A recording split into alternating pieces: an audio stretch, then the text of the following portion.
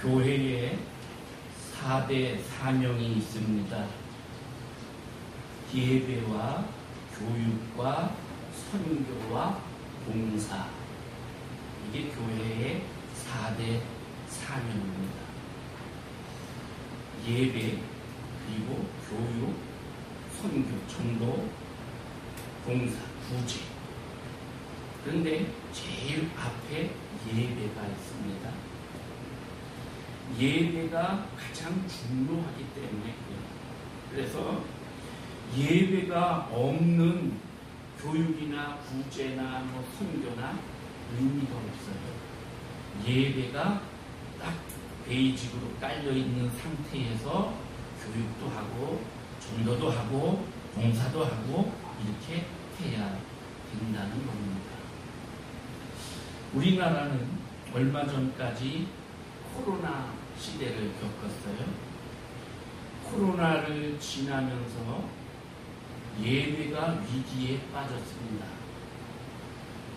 코로나로 인해서 모임이 금지되고 그러다 보니까 교회에서 모이는 것이 불법이 되어버렸어요. 한동안. 또한 교회의 예배를 통해서 코로나가 확산되었다는 뉴스가 나오면서 마치 교회가, 기독교가 코로나 확산의 주범이 된 것처럼 그렇게 오해를 받았어요. 그러다 보니까 주변 사람들이 교회에 예배 드리는 것을 아주 못마땅하게 되고요. 그러다 보니까 또 교회에 다니는 사람들이 예배 드리는 것을 머뭇거리게 되고, 또 믿음이 약한 자들은 교회와 예배 드리는 게 마치 큰 죄를 짓는 것 같이 그런 마음을 가지고 교회에 나오고, 이제는 다 이게 해결되고 이제는 자유롭게 예배 드리는 시대가 됐는데도 아직도 그런 마음 때문에, 그런 것 때문에 하나님의 성전에 나와 예배 드리지 못하는 수많은 기독교인들이 있다는 것입니다.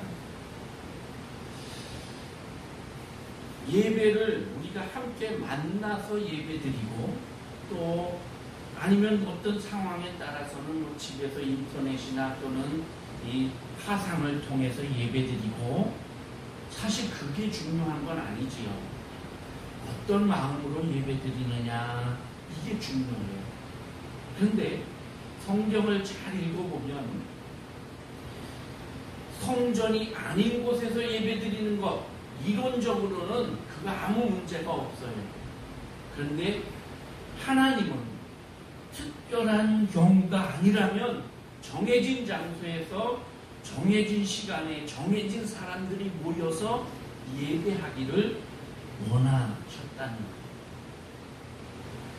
그런데 이 코로나를 겪으면서 팬데믹이 지나가고 이러면서 우리 그리스도인들 사이에 예배가 아닌 예배를 예배라고 착각을 하게 되고, 주일 성수를 제대로 못했는데도 나는 주일 성수했어, 이렇게 착각에 빠져버렸어요. 열기가 식었어요. 믿음의 열기가 식어서 그랬는데도 나는 괜찮아, 나는 아무 믿음에 문제가 없어, 이러면서 아무렇지도 않게 그렇게 살고 있다는 거예요. 그동안의 역사를 보면 사탄은 교회를 여러 가지 방법으로 공격을 했습니다. 막 핍박을 하고 박해를 하기도 했고요. 또는 무슨 무신론이나 창조론이나 이런 학문을 가지고 막 교회를 핍박하기도 하고, 그 다음에 그 세상의 향락과 문화를 막 교회로 쏟아집어 넣어서 세속화시키고, 하여튼 이런 것들로 사탄이 공격을 했는데 교회는 그래도 꿋꿋이 살아남았거든요. 그런데 이 코로나로 인해서 예배를 방해하는 이 사탄의 전략은 어느 정도 성공한 것 같아요. 그래서 우리 기독교인들, 우리나라에만 기독교인들 중에 이렇게 다 회복이 되었음에도 교회로 돌아오지 않은 그리스도인이 20% 이상이 된다는 거예요. 예배에 충실했던 예배의 우등생들이 사라져버렸어요. 열정도 없어졌어요. 그래서 많은 사람들은 지금이 예배의 위기다, 믿음의 위기다, 이렇게 진단을 해요. 그런데 정작 우리 자신은 그게 뭐 위기가, 나는 위기가 아니야 이러고 위기라는 걸 깨닫지 못해요. 그래서 더 위기인지도 몰라요. 착시 현상이 일어나고 있는 거예요. 자, 오늘 제가 읽은 마태복음 17장, 여기는 우리가 드려야 될 예배의 모습이 여기 드러나 있습니다. 그래서 오늘 이 말씀을 조금씩 따라가면서 한번 살펴보려고 합니다. 첫 번째, 오늘 1절에 보면 엿새 후에 이 단어 나오죠? 엿새 후에. 그러니까 엿새 전에 무슨 사건이 하나 있었던 거예요. 그 사건이 뭐냐? 마태복음 16장의 사건이에요. 베드로는 특히 같이 산에 올라간 이 베드로는 이 엿새 전에 영광도 받고 치욕도 당한 영욕의 양면성을 그때 다 느꼈어요. 가이사랴 빌립보라고 하는 곳에 예수님이 가셔서 제자들에게 물어봅니다. 사람들이 나를 누구라고 그러느냐? 그랬더니 제자들이 주님, 더러는 세례 요한, 또 엘리야, 어떤 사람은 예레미야나 선지자 중에 하나라고 그렇게 말합니다. 그래? 그럼 너희는 나를 누구라고 생각하느냐? 그때 이 시몬 베드로가 주는 그리스도시요 살아계신 하나님의 아들이십니다 라고 딱 정답을 얘기했어요. 그랬더니 예수님이 그 대답에 참 만족하셨습니다. 그래서 칭찬하십니다. 바요나 시모나, 여기 바요나는 요나의 아들 시모나. 우리처럼 이스라엘은 성씨가 없어요. 그래서 누구의 아들 또는 어디 출신 이렇게 불러요. 그래서 바요나 시모나, 네가 복이 있도다 이러면서 네가 이를 내게 알게 하니는 혈육이 아니요 하늘에 계신 내 아버지시니라, 그렇게 칭찬을 하셔요. 그리고는 내가 너 이 베드로라는 반석, 이 믿음의 반석 위에 내 교회를 세우리니 음부의 권세가 이기지 못하리라. 내가 천국 열쇠를 너에게 주리니 네가 땅에서 무엇이든지 매면 하늘에서도 매일 것이요 땅에서 무엇이든지 풀면 하늘에서도 풀리리라. 이렇게 축복을 해주셔요. 얼마나 여러분 기분 좋겠어요. 대답 하나 잘했더니 예수님이 칭찬을 아주 듬뿍 해주셨단 말이에요. 수제자로서의 체면도 살고 어깨가 으쓱해졌죠. 그리고 내 교회를 내게 세우리라. 뭐 열면 같이 열리고 풀면 풀리고 닫으면 닫히고, 이게 무슨 뜻인지는 정확히 모르지만 어쨌든 좋은 칭찬이라는 건 알았거든요. 그러니까 참 영광으로 아주 기분이 좋아졌단 말이에요. 그런데 그 다음 말씀에 보니까 예수님이 제자들에게 이 내가 그리스도라는 거 베드로가 지금 고백한 이걸 아무에게도 얘기하지 마라 그러시면서 내가 이제 예루살렘으로 올라갈 건데 예루살렘에 올라간 장로들과 대제사장들과 서기관들에게 붙잡혀서 많은 고난을 받고 십자가에서 죽고 3일 만에 살아날 거다, 그렇게 말씀을 하셔요. 그랬더니 베드로가 이 말을 듣고 또 나섭니다. 나서서 성경에 보니까 항변했다고 그랬어요. 항변은 막을 한자에 조급할 변자예요. 조급하게 탁 막았어요. 항의했어요. 안 됩니다 주님, 주님 그리하지 마옵소서. 이 일이 주께 결코 미치지 아니하리이다. 자, 베드로의 심정을 우리 다 알지요. 다른 제자들도 다 말은 못했지만 똑같은 심정이었을 거예요. 아이고 주님 그러면 안 돼요. 그러시면 안 됩니다 주님. 예루살렘에 올라가지 마세요.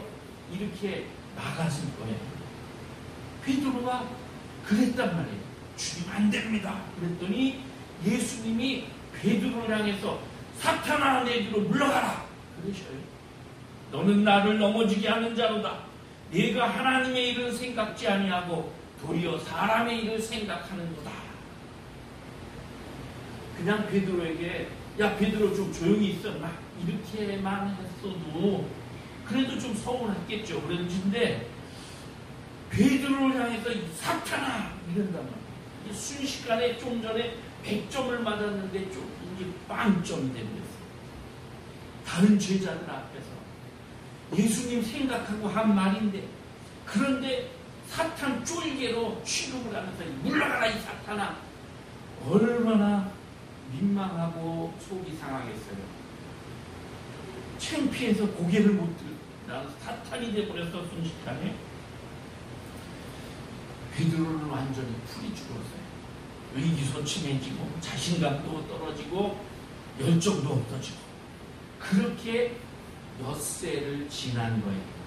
그리고 오늘 본문 엿새 후에 그 엿새 동안에 베드로는 아주 정말 예수님 얼굴도 똑바로 쳐다못 보겠고 내가 참 뭘 그렇게 잘못했나 이런 생각도 들고 또 그래 내가 주님의 뜻을 헤아리지 못한 잘못이지 이런 자책감도 들고 막 이런 거예요. 그런데 예수님께서 엿새 후에 세 제자 베드로와 야고보와 요한을 데리고 높은 산으로 올라가신 겁니다. 1절에 엿새 후에 예수께서 베드로와 야고보와 그 형제 요한을 데리시고 따로 높은 산에 올라가셨더니, 높은 산, 이 산은 많은 성경학자들이 헬몬산이라고 그렇게 추측을 합니다. 이스라엘의 북쪽에 있는데요, 아주 최고 높은 산이에요. 해발 2814m인데 우리나라 백두산이 2744m인 거 생각하면 우리나라 백두산만큼 유대인에게는 헬몬산이 아주 크고 높은 산이에요. 그 산에 올라가셨어요. 산 꼭대기까지 갔는지 중간이었는지 그거는 모르지만 그 산을 올라갔어요. 성경에는 산 이름을 밝히지 않아요. 그래서 우리 성경 연구자들도 또는 목사님들도 설교할 때 헬몬산이라고는 얘기 안 해요. 정확하지 않으니까. 그리고 그냥 변화산이라고 불러요. 왜? 예수님이 변화된 산이고 베드로가 그 엿새 동안의 수치와 슬럼프를 벗어버린 산이기 때문입니다. 엿새 후에 높은 산으로 올라갔습니다. 엿새, 우리 그리스도인에게 월요일부터 토요일까지 엿새는 바로 베드로가 가이사라 빌립보 이후에 있었던 6날과 같은 그런 시간들입니다. 영광도 있었지만 수치도 실패도 실수도 있었던 그런 주간. 우리 성도들은 세상에서 직장과 가정에서 어느 순간에는 일이 잘 돼서 정말 사람들에게 칭찬을 듣고 신이 나고 기분 좋았던 그런 날도 그런 시간도 있었고, 그런가 하면 일이 잘 안 돼서 풀이 죽고 열정도 식고 내가 이렇게까지 하면서 살아야 돼 실수하고 이랬던 롤러코스터를 타는 것 같은 그런 한 주간의 삶을 살았어요. 그리고 지치고 힘든 몸과 마음을 가지고 주일 아침 주의 성산, 높은 산인 이 성전에 나온 겁니다. 나 주의 도움 받고자 주 예수님께 빕니다. 내 모습 이대로 주 받아 주옵소서. 이 마음 가지고 약하고 추해도 주께로 나가면 힘 주시고 내 추함을 곧 씻어 주시네. 내가 주께로 지금 가오니 십자가의 보혈로 날 씻어 주소서. 이런 고백을 가지고 거룩한 산, 이 높은 산 교회로 올라오는 거예요. 예배는 주님 앞에 높은 산으로 올라가는 행위입니다. 우리 신앙은 높이 올라가야 돼요. 우리는 비록 땅에 살지만 우리 시민권은 하늘에 있어요. 그래서 하늘을 바라보면서 육체에 머물지 않고 높은 곳을 향해서 우리 마음을 두고 높은 곳 하나님의 신령한 은혜를 사모하고 그렇게 주님 앞에 나아가는 것, 이것이 예배. 그래서 산 위에 지금 제자들과 함께 예수님 올라가신 이것은 예배인 거예요. 매주 우리가 전통적으로 이렇게 예배를 드려요. 그런데 똑같은 형식, 똑같은 형태의 지루하고 평범해. 그러다 보니까 자꾸 우리 성도들 사이에는 좀 더 새로운 게 없나? 좀 더 재미있고 자극적인 거 없나? 이런 생각들을 자꾸 해요. 그러다 보니까 목회자는 또 그 요구에 따라서 자꾸 예배 속에 세상의 문화와 세상의 것들을 끌어들이려고 해요. 그래서 교회는 자꾸 여러 가지 이벤트성 행사를 하려고 해요. 교인을 동원해서 막 이거 하라 저거 하라 이러고, 그럼 교인들은 그거 하는 동안은 막 신이 나서 거기에 빠져서 막 열심히 하거든요. 그렇게 해요. 그렇게 하면서 교회가 부흥하기도 해요. 그런데 그렇게 해놓고 나면 또 아무것도 없어. 그러면 또 다른 행사를 준비해. 목회자는 자꾸 뭔가 더 자극적이고 좀 더 그렇게 하기 위해서 설교를 재미있게 코미디처럼 하기도 하고, 세상의 말을 갖다 전하기도 하고, 또는 세상의 가십거리, 세상의 사람들이 막 관심 가져 하는 그런 어떤 것들을 가지고 설교 재료로 삼고, 그래가지고 복받고 잘 사는 거, 이런 것만 얘기해요. 그러다 보니까 정말 필요한 하나님의 말씀은 없어지고, 재미있고 그냥 즐겁고 눈과 귀를 즐겁게 하는 그런 것들로만 예배가 채워진단 말이죠. 그러다 보니까 생명력이 없어져 버리는 거예요. 여러분, 집에서 잘 지어서 먹는 밥, 이거는 독특한 게 없어요. 그냥 길들여져 있고 민숭민숭, 맛도 평범하고. 그런데 뭘 시켜 먹으면 맵고 짜고 독특한 맛이 나지. 그러다 보니까 자꾸 거기에 길들여져요. 그러다 보니까 그 맛에는, 거기에는 중독성을 가진 어떤 맛이 나오고, 또 그런 것들로 인해서 더 먹고 싶고 이래요. 그래서 요즘에 젊은이들은 집밥을 안 먹어. 그런 것만 자꾸 해요. 그런 것만 요구하다 보니까 영양의 불균형이 온단 말이죠. 집에서 잘 지어 먹는 그 밥이 좋은 거예요. 처럼 전통적으로 드리는 예배, 이게 지루하고 평범해 보이지만 이 예배를 통해 하나님의 깊은 은혜를 내 스스로 느껴야 되는 거예요. 우리의 죄와 허물을 가지고 하나님 앞에 합당한 예물, 제물을 가지고, 구약시대에 그렇게 내 죄를 대신해 제물을 가지고 나가서 그 제물을 하나님께 드린 것처럼, 오늘 우리도 하나님 앞에 예수 그리스도, 제물 대신 예수 그리스도의 이름을 가지고 나와서 주님을 만나는 지성소 안으로 들어가야 돼요. 근데 지성소에 들어가지 못하고 사람들이 그저 성전 밖에서 이방인의 뜰, 여인의 뜰, 유대인의 뜰, 거기서 성전의 아름다움만 보고 그리고 돌아간단 말이죠. 하나님의 말씀을 제대로 듣지 못하고, 그리고 하나님을 깊이 만나지 못하는 그런 예배를 대충 때우고, 그리고는 돌아가니까 예배를 드리긴 드렸는데 가인처럼 예배를 드리고 나서도 돌아가서 형제를 미워하고 살인하고 자기 죄를 덮으려고 은폐하고, 오히려 하나님 앞에 뻔뻔하게 내가 내 동생 지키는 자입니까? 이런 소리나 하는 그런 그리스도인이 많아졌다는 거죠. 예배는 높은 곳으로 올라가는 행위예요.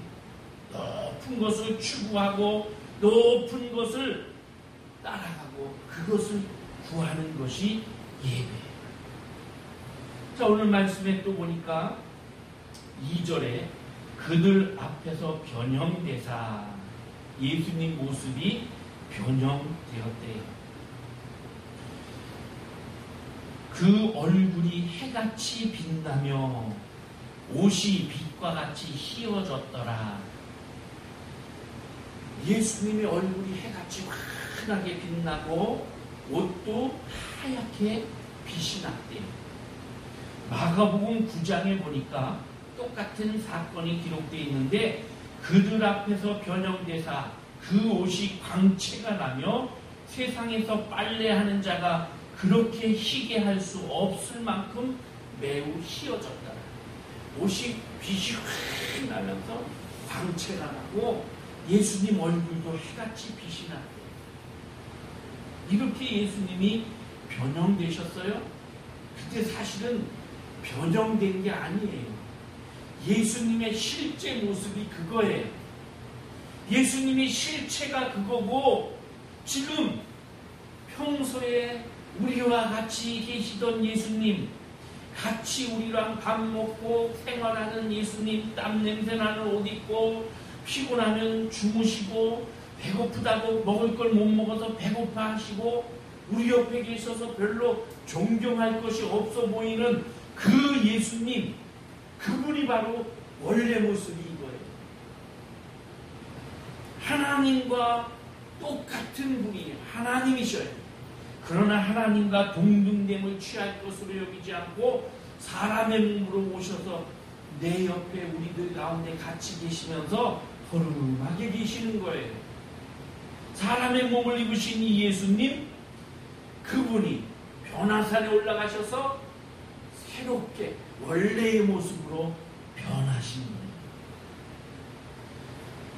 그 예수님의 실체를 경험하는 것이 예배입니다.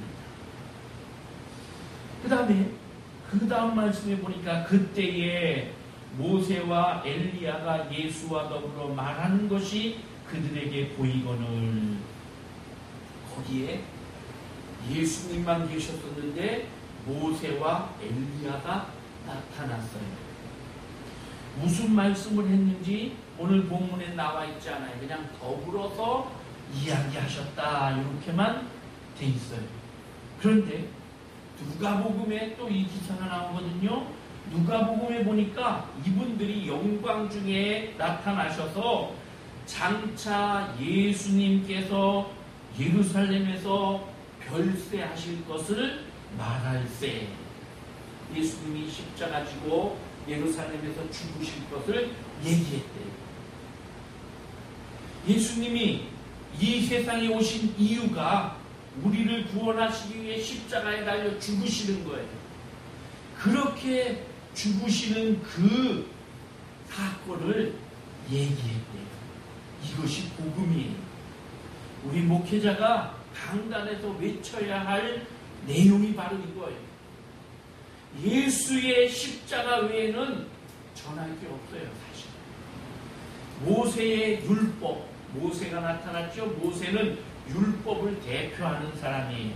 율법은 하나님의 뜻을, 하나님의 법이에요. 그러니까 말씀이에요. 그 다음에 엘리야는 예언자의 대표예요. 엘리야는 능력 있는 활동을 하면서 하나님의 뜻을 드러냈어요. 이 엘리야는 보면 책망도 하고 때로는 위로도 하고. 그러니까 바로 이 하나님 이 예배는 하나님의 말씀을 전하면서 책망도 하고 위로도 하고 모세도 등장하고 엘리야도 등장하고 그러면서 예수의 십자가를 전하는 것, 이것이 바로 설교이고 예배예요.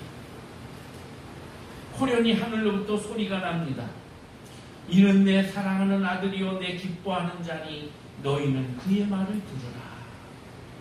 예수님만이 하나님의 뜻을 이루신 유일한 길이요 진리요 생명이다. 내 사랑하는 아들이다. 그러니 너희는 그의 말을 들으라. 예수님의 말을 듣고 따르라는 거예요. 모세의 율법에는 우리가 죄를 지으면 그 죄를 속죄받기 위해서 어린 양을 속죄 제물로 드리라는 하나님의 명령이 들어있어요. 선지자들 예언에는 우리가 드리는 매번의 제사를 하나님께서 단번에 메시아를 보내심으로 다 한 단번에 해결해 주실 것이다. 그런데 지금 그 당사자 메시아 어린 양 예수님이 여기 와 계신 거예요. 그래서 그 예수님으로 인해서 모세의 율법과 엘리야의 예언이 다 이루어진 거예요. 베드로가 몇 세 전에 책망받은 이유도 이겁니다. 예수님이 주는 그리스도시요 하나님의 아들이십니다 라고 고백하고 제대로 고백을 했는데, 그 하나님의 아들로서 하나님의 뜻을 이루기 위해서는 십자가의 희생, 이 희생에 죄물되는 것이, 이것을 피하면 안 되는 거예요. 어린 양의 피가 없으면 속죄함을 받을 수가 없는 거예요. 모세의 율법이 이걸 정해놨어요. 엘리야가 이것을 그런 분을 보내신다고 예언을 했어요. 그런데 베드로는 그걸 깜빡했던 거예요. 예수님이 하나님의 아들이라는 고백은 했는데 그분이 죽어야 된다는 건 깜빡하고 안 됩니다 하다가 결국은 책망을 들은 거죠. 자, 오늘 말씀 4절에 보니까 베드로가 이제 말합니다. 주여, 우리가 여기 있는 것이 좋사오니 만일 주께서 원하시면 우리가 여기다가 주님을 위해서 또 엘리야와 모세를 위해서 초막 셋을 짓겠습니다. 그냥 거기 높은 산이 좋았어요. 저는 어릴 때 별로 부유하지 못한 집에서 성장을 했습니다. 그러니까 교회 나가는 게 참 좋았어요. 교회 가면 편안하고 교회 가서 예배 드리고 그게 너무 좋았어요. 그래서 종종 그런 생각을 했어요. 그냥 집에 가지 말고 다른 거 뭐 하지 말고 교회에서만 살려고 그러면 참 좋겠다. 요즘도 가끔 그런 생각을 해요. 세상에 여러 가지 얽매이고 이런 것보다 그냥 교회만 있으면 좋겠다. 주님이 변화되신 그 산에서 베드로가 그 생각을 한 거예요. 아유, 저 복잡한 세상에 가지 말고 그냥 여기 있으면 좋겠습니다. 그런데 주님은 아니다. 세상으로 내려가라. 이 산 위에서 말씀과 사명을 받고 경험을 한 것, 그걸 가지고 세상으로 내려가라. 마가복음 1장 38절에 보면 예수님께서 우리가 다른 가까운 마을들로 가자. 거기서도 전도하리니 내가 이를 위하여 왔노라. 예수님은 세상으로 다니셨어요. 힘든데, 너무 피곤한데. 그래서 온 갈릴리로 다니시면서 회당에서 설교하시고 귀신을 내쫓으시고 각종 기적을 행하셨어요. 오늘 우리 그리스도인이 이런 사명을 가진 거예요. 예배드리고 아 좋다 거기서 끝나는 게 아니에요. 세상으로 나아가야 돼요. 세상에 내려가서 여기 있는 것이 좋사오니 그게 아니고 세상에 가서 세상 사람들에게 이 예수님의 소식을 증거하는 삶을 살아야 되는 겁니다.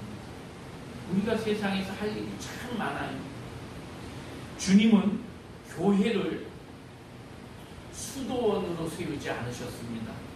경치 좋고 물 맑고 공기도 좋고 새소리도 나고 정말 조용한 그런 곳에 수도원처럼 교회를 세우시지 않았어요. 죄가 많고 시끄럽고 욕심과 더러움이 있는 그런 세상 속에 교회를 세우셨어요. 그리고 너희가 교회다. 너희가 교회로서 세상에 나가서 빛이 되고 소금이 되고 그리스도의 향기를 전하라. 그렇게 말씀하셨습니다. 오늘 말씀 8절에 보면 제자들이 눈을 들고 보니 오직 예수 외에는 아무도 보이지 아니하였더라. 오직 예수 외에는 아무도 보이지 아니하였더라. 우리 예배는요, 오직 예수님만 남는 예배가 잘 드린 예배예요. 예배를 드리고 나면 무엇이 남습니까, 여러분? 목사의 설교학을 제가 옛날 공부할 때 교수님이 그랬어요. 목사가 설교할 때 예화를 쓰는 건 좋지만 조심해라. 왜냐하면 교인들이 설교 내용은 기억 하나도 못하는데 예화만 기억한다. 그랬어요. 예화만 남는 그런 설교? 아니, 목사의 표정만 기억되는 그런 예배? 목사의 와이셔츠 색깔, 넥타이가 삐뚤어졌던 거, 이런 것만 기억나는 예배? 성가대 찬양, 찬양팀들의 찬양팀에서 찬양하고 있는 저 자매가 예뻤다. 그것만 기억나는 그런 예배가 아니라 하나님의 말씀이 내 속에, 예수 그리스도가 내 속에 남는 그 예배가 돼야 됩니다. 그래서 그 말씀, 하나님의 말씀이 내 속에서 살아계셔서 살아있는 생명력을 가지고 좌우의 날선 검처럼 내 혼과 영과 골수와 관절을 찔러 쪼개고, 그래서 우리의 생각과 판단을 하나님 뜻에 맞게 그렇게 고쳐 살도록 그렇게 해야 됩니다. 오직 예수만 남는 예배. 예배를 통해서, 목회자를 통해 선포된 그 말씀, 그거 붙잡고 한 주간 동안 세상 속에서 씨름하면서 사는 거예요. 때로는 100점도 됐다가 때로는 0점도 됐다가 치열한 전쟁을 하면서, 그리고 다시 하나님의 성전에 주일이면 올라와서 또 하나님의 말씀을 듣고 힘을 얻고 영광스러운 모습의 주님을 만나 뵙고 다시 세상으로 가고, 이게 예배입니다. 세례요한이 외칩니다. 나는 광야에서 외치는 자의 소리다. 메시아의 길을 예비하라고 나는 외치는 자의 소리일 뿐이다. 나는 아무것도 아니다. 그분은 흥하여야 되겠고 나는 망하여야 되리라. 광야에서 외치는 소리, 이 소리는 외쳐지고 사라지는 거예요. 그 소리를 들은 사람들이 그 외쳐진 소리의 내용만 가슴에 품는 거예요. 목회자는 예수님만 선포하고 사라지는 거예요. 이렇게 변화산에서 변화된 예수님을 만나고 놀라운 경험을 한 이 제자들은 그 뒤에 삶이 바뀌었습니다. 야고보는 자기 꿈을 펼쳐보기도 전에 제일 먼저 순교했어요. 그 형제 요한은 지옥 같은 반모섬으로 유배를 당해서 끝까지 죽을 나이가 많아서 천수를 누리면서까지 믿음을 저버리지 않고 각종 고통을 당하고 저항을 받으면서 소자들아 사랑하라 사랑하라 외치면서 그렇게 살았어요. 베드로는 로마에서 거꾸로 매달려 십자가에 매달려 죽었습니다. 다른 제자들도 모두 다 이 예수님의 변형되었던 이 변화산의 이야기를 듣고 그리고 순교의 삶을 살았어요. 어떤 사람은 창에 찔려 죽고, 어떤 사람은 오금에 살갗이 다 벗겨져서 죽고, X자 십자가에 달려 죽기도 하고, 돌에 맞아 죽기도 하고, 톱에 혀서 잘려 죽기도 하고. 이 사람들, 이 제자들이 이렇게 할 수 있었던 이유는 그들의 머릿속에, 마음속에 변화되신 예수님의 모습이 선명하게 남아있기 때문에, 그 말씀을 산 위에서 너희는 그의 말을 들으라, 했던 그 말이 성령이 남아있기 때문에 내가 지금 고통당하지만 머지않아 나는 주님을 위해 이 고통을 견디면 나도 주님처럼 영광스러운 자리에 가게 될 것이다. 그래서 참고 참으면서 견디면서 믿음의 길을 달려갔던 겁니다. 베드로 후서에 보면 베드로는 나중에 예수님 돌아가시고 승천하시고 복음을 증거하면서 베드로 전서 후서를 쓰지요. 베드로 후서 1장에서 베드로는 이렇게 고백을 합니다. 우리는 그의 크신 위엄을 친히 본 자라.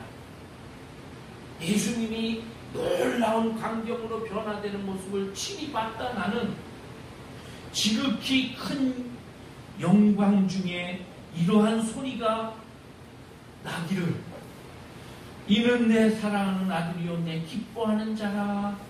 이런 소리를 들었다. 그때 예수님은 하나님 아버지께 존귀와 영광을 받으셨느니라.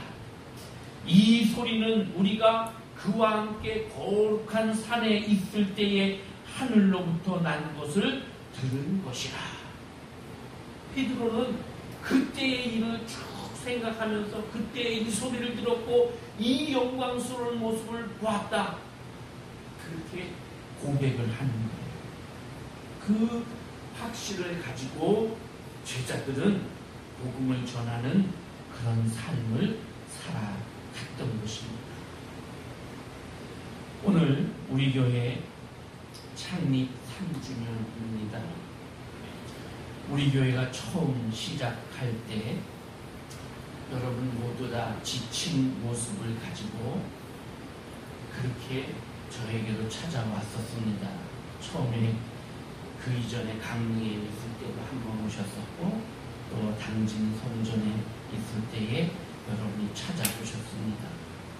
여러분 모두가 그때에는 정말 예배가 제대로 드려지지 못하는 그런 모습으로 오셨어요. 그래서 제가 당진에 오셨을 때 요한복음 4장 사마리아 여인 이야기를 말씀으로 간단히 전해드린 기억이 납니다. 사마리아 여인은 세상에서 만족이 없었어요. 다 실패하고 만족이 없어서 이 남자랑 살다가 헤어지고 저 남자랑 살다가 헤어지고 5번이나 남편을 바꿨는데 그래도 만족이 없어요. 6번째 남편과 살고 있었어요. 그런 그 여자가 예수님을 만났더니 예수님께서는 이 여자에게 예배를 얘기해요. 이 산에서도 말고 저 산에서도 말고 예루살렘에서도 말고 오직 영과 진리로 예배하라. 하나님은 그렇게 예배하는 자를 찾으신다. 그러면서 이 여인에게 하나님께 예배, 영이 회복되는 것이 우선이다. 그렇게 가르치시고 말씀하셨어요. 예배가 회복되는 것이 우선이다. 그래서 저는 그렇게 여러분에게 말씀을 드리면서 여러분들이 가까운 교회를 가시든 본교회로 다시 돌아가시든 어쨌든 예배와 말씀을 회복해야 된다. 이렇게 말씀을 드렸던 기억이 나요. 그리고 여러분 그 다음 주부터 당진 성전으로 매주 오셨습니다. 그때가 2020년 7월 마지막 주일이었어요. 그때부터 코로나로 인해서 나라에서는 예배를 못 드리게 하고 그리고 모이는 것을 못하게 했는데 그래도 여러분은 꾸준히 나오셨어요. 1년 동안 성전에 나와 당진에 와서 같이 예배 드렸고 2021년도에 평택에다가 예배 처소를 마련하겠다. 그래서 그렇게 하자 해서 이곳에 이렇게 예배 장소를 마련하고 2021년 8월 22일 날 이 성전에서 처음으로 예배를 드렸습니다. 어느덧 3년이 되었어요. 그때에는 코로나 때문에 예배를 못 드리게 하고 막 그러는 상황에서도 우리는 안 쉬고 예배를 드리고 이렇게 했어요. 다시 코로나가 유행하기 시작한다고 합니다.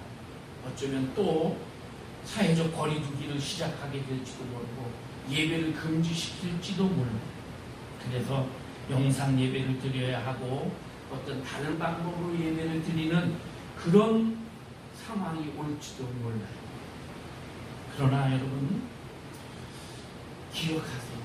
우리가 무슨 예배를 드리든지 산 위에서의 예배같이 하나님 형상 예수 그리스도의 참모습을 발견하고 예수님과 모세와 엘리야 이 말씀을 가슴에 품고 오직 예수만 남는 그런 예배를 드리는 그것을 하나님이 원하신다는 것.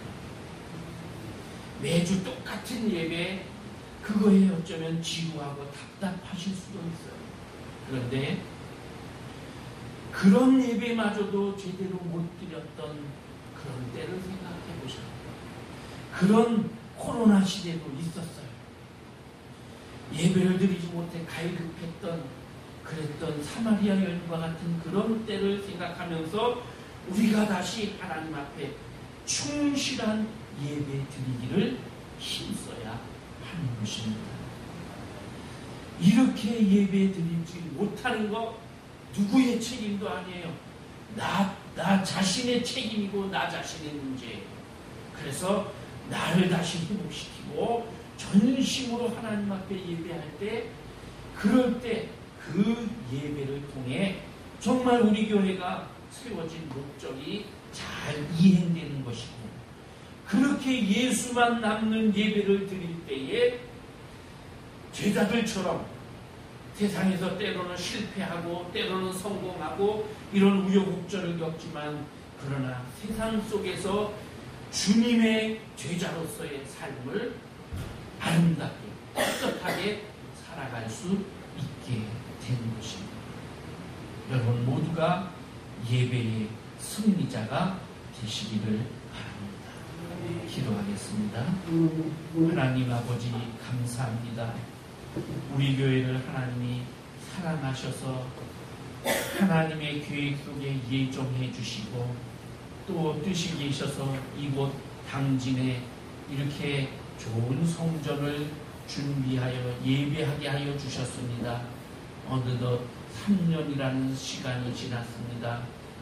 하나님 그동안 지켜주시고 함께해 주신 하나님께 감사와 영광을 올려드립니다. 앞으로도 우리 교회가 더욱 하나님께 진정으로 예배하는 그런 교회가 되게 해주옵소서. 이 예배를 중심으로 선교도 하고 교육도 하고 또 봉사도 하는 교회로서의 사명을 감당할 수 있게 하여 주옵소서. 하나님 우리 교회에 더 많은 영혼들이 돌아와서 하나님을 찬양하고 하나님을 믿는 믿음의 사람들이 많아지기를 원합니다. 주님이 도우시고 함께하여 주옵소서. 우리가 잃어버렸던 그런 열정을 다시 회복하게 하시고 잃어버렸던 말씀을 다시 한번 회상하면서 세상에서 주님의 제자로 힘있게 살아가는 저희들이 되게 하여 주옵소서. 감사드리며 예수님의 이름으로 기도하옵나이다. 아멘.